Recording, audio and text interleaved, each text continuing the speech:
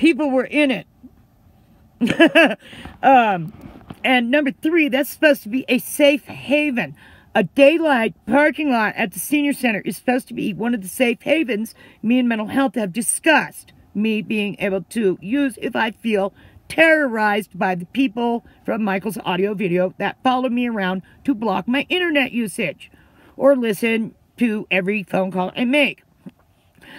But when you hear your name over the scanner as being in a freaking parking lot during the day, sitting in your truck, reading a paper in the front, waiting for a person associated with the senior center after you have told him this is a new form of discrimination. I've asked who the person was that called this in, but have been given no response. Everybody's claiming no. Rob there has been kind enough to speak honestly and openly with me. One of the few. Being the hacking victim, I'm suspicious of any kind of weird cases. And this man one day was pulling in a very strangely shaped case, and I took pictures of the case. He came up and confronted me and told me that I made him feel uncomfortable and asked me not to do this in the future. Cool! Man, somebody finally with balls enough to say what they really feel and tell me if they feel I'm doing something that they're not comfortable with. And I told him why. I took the picture of the case. He told me there was a saw inside. The damn issue was over. Honesty is appreciated. But depending on the response I get come Monday, as I've asked who it is, I've asked not 1, 2, but 3 different people working there, including the smiling, beautiful young lady who usually runs the front desk.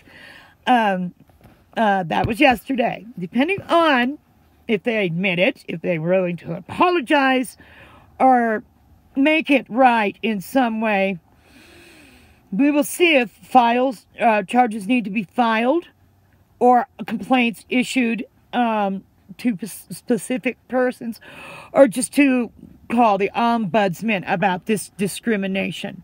I am allowed in that parking lot. By God, I'm a member of this community. Whether I live in my RV or not, I am still a disabled person, and I'll be damned if I'll be discriminated against like this in Summit County. I went through hell in Grand County, and I'll be damned if people are going to continue. This is going to end, and I am going to insist upon it. The hacking for Michael's audio and video, that's one thing. But discrimination against me personally, no.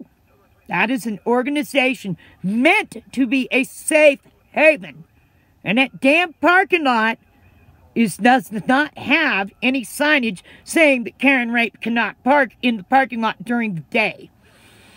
The paper, I tried to put some ads in the paper about this discrimination, but the Summit Daily News will not post any of my ads anymore. That's all good and fun. Who cares? Another form of discrimination. I've seen other people post worse stuff. But they said I could write an editorial, which I know they won't print. But this is me posting my first YouTube video about discrimination at the Frisco Senior Center and having, hearing my name being called in as still being in the parking lot after being asked to leave when I was supposed to meet an employee associated with the Senior Center and sign a release form for Adult Protective Services. Today is 2/25/17. It is just slightly after 12:30 p.m. And we'll just see how they react. They will, my reactions will be based on their honesty or lack of it. Thank you.